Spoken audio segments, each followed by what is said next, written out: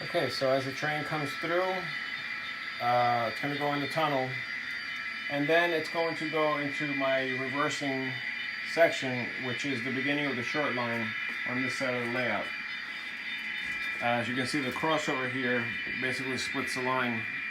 This here is my main line continuing, and this here is my short line.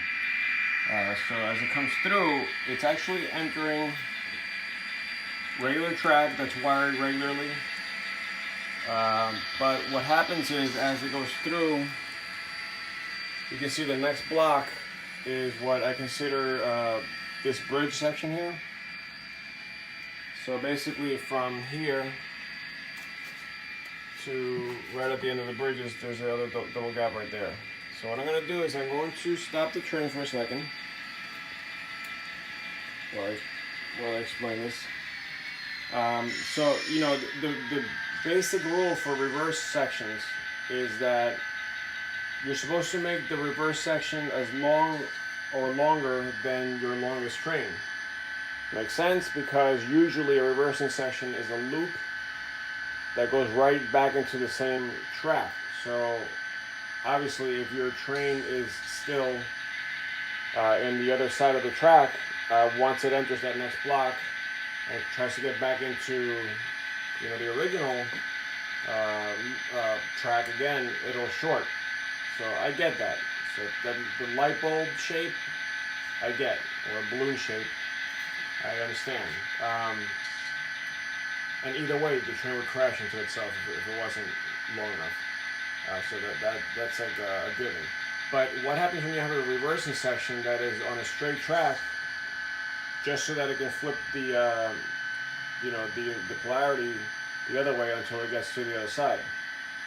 Well, this is a perfect example. And again, I'm still trying to figure this out myself, so just correct me if I'm wrong, and I'm sorry if I'm saying things that don't make any sense right now. But the way I see it is, if my reversing section was considered to be this entire line, meaning, let's say, you know, from the turnout here all the way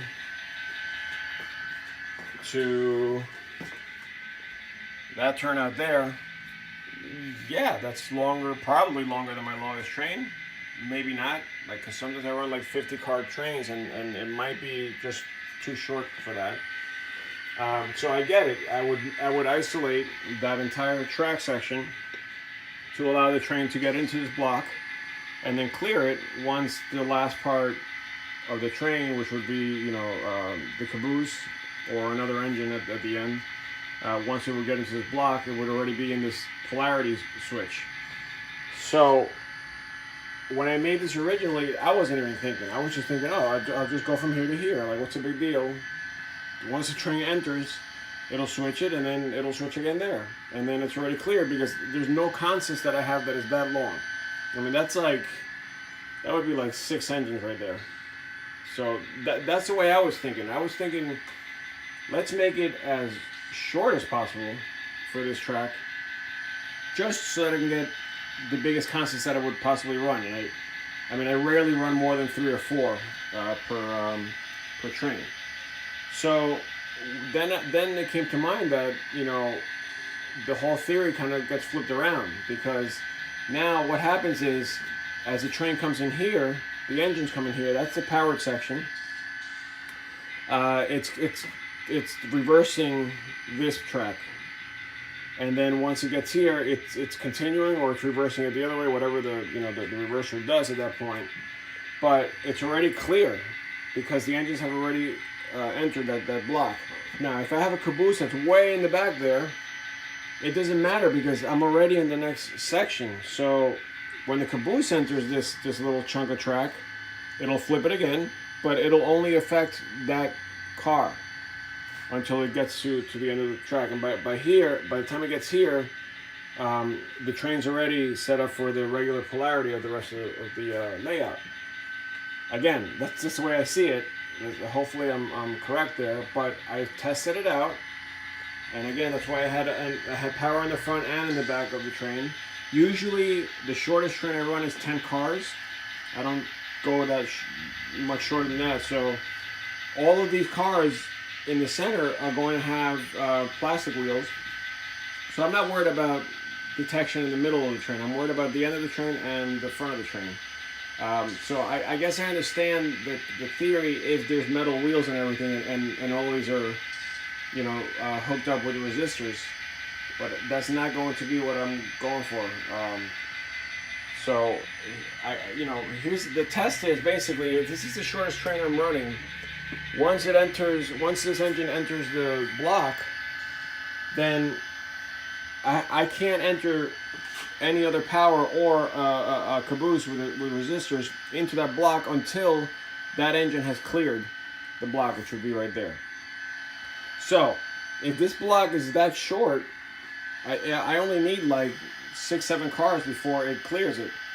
So that's why I'm saying if I'm running 10 cars or more, then this is the appropriate length for that little chunk of reversing track. So let me show you how that works, and you can see it on. Yeah, I'll throw the JMRI on this top corner again, so you can see how the blocks are moving. But as the train comes through,